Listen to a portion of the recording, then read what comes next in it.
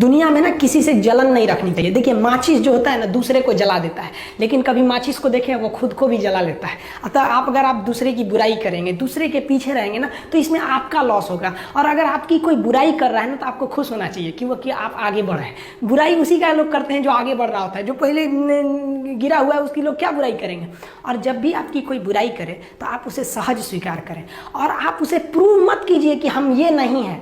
हम लोग गलती क्या करते हैं स्टूडेंट लोग कि प्रूव कर लगते हैं। नहीं, आपको अपने आप को इम्प्रूव करना है। अगर कोई गलती हो गई है, आपको कोई बुराई कर रहा है, तो आप उसको सहज स्वीकार कीजिए। जिस दिन आपके अंदर अपनी बुराई सुनने की क्षमता आ गई, यकीन मानिए आप सफलता के दहलीज पे अपनी पहली कदम रख दिए उसी दिन। लोहा जो होता है उसे कोई नहीं तोड़ सकता है, लेकिन उसी लोहे के अंदर का जो जंग लग जाता है ना, धीरे धीरे दीमक की तरह उस लोहे को खदड़ते जाता है। इसलिए अपने अंदर अहंकार को मत लाने दीजिएगा। लोग कहते हैं ना कि अहंकार बुरा है। जीवन में हम जो अनुभव किए हैं, अहंकार से भी खराब चीज होता है गुस्सा।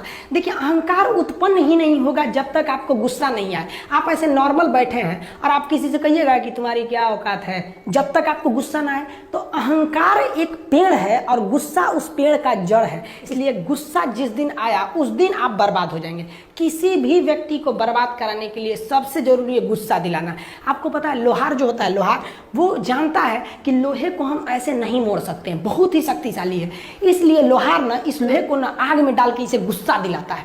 जब ये गुस्से से लाल हो जाता है ना, तो जहां गुस्सा आया आप अपनी ताकत खो देते हैं। और ये लोहा अपनी ताकत खो देता है और एक मामूली हथौड़े के चोट से लोहा मुड़ जाता है। तो जिस दिन आपको गुस्सा आ गया, समझ जाइए कि आप अपनी ताकत खो रहे हैं। जब हम जन्म लेते हैं तो जन्म से ही हमारी जीभ रहती है और मरने तक हमारे साथ जीभ रहती है, क्योंकि वो बहुत ही नरम रहती है। उसे गुस्सा वो बहुत हार्ड नहीं होती है। लेकिन जन्म लेने के बाद दांत आता है और दांत काफ़ी कड़ा होता है और मरने से पहले ही दांत चला जाता है। यानी अगर आप नरम रहेंगे तो काफ़ी लंबे समय तक रहेंगे, और जहाँ हार्ड होंगे आप वहीं आपका पतन चालू हो जाएगा। इंसान 3 साल में बोलना सीख जाता है, लेकिन उसे क्या बोलना है ये सीखने में उसे पूरी जीवन लग जाती है। शब्दों का इस्तेमाल बड़ा सोच समझ के कीजिएगा। ये आपके माँ बाप के दिए गए परवरिश का एक सबूत होता है।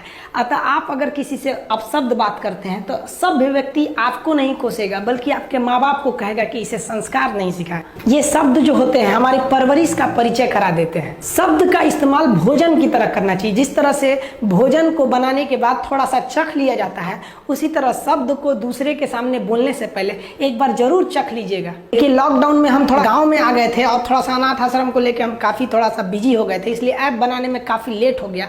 लेकिन अब बहुत जल्दी ऐप आने वाला है। जो दरोगा के स्टूडेंट हैं उनको हम कहना चाहते हैं कि देखिए आप पीटी पास कर चुके हैं। ऐसा नहीं है कि आपको कुछ नहीं आता है, आपको थोड़ा सा बस रिवाइज करने की ज़रूरत है।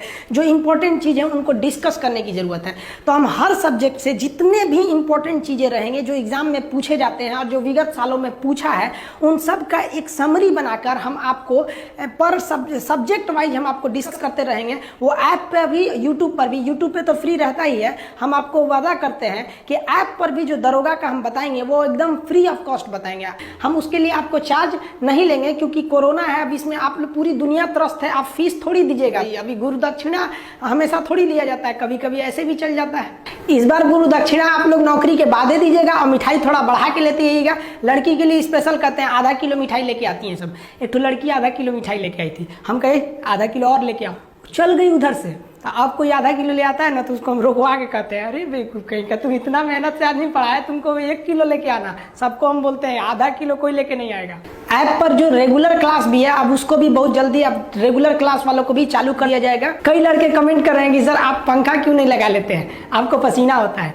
हम क्या बोले आप लोग को, जो पानी से नहाएगा वो अपना लिबास बदलेगा, जो पसीने से नहाएगा एक दिन इतिहास बदलेगा। एक दिन हम सब लोग मिलकर अपने हिंदुस्तान के इतिहास को बदलेंगे, फिर से इसे हम सोने की चिड़िया बनाएंगे। और आप निरंतर मेहनत करते रहिए, दूसरे का देखकर नकल नहीं कीजिए। सीढ़ियां उन्हें मुबारक हो जिन्हें छत तक जाना है। आपकी मंजिल आसमान है, रास्ता आपको खुद बनाना है। अपनी मंजिल को भुलाकर जिया तो क्या जिया, है दम तुझ में तो उसे पाकर दिखा। लिख दे खून से अपनी कामयाबी की कहानी और बोल उस किस्मत को, है दम तो मिटा के दिखा।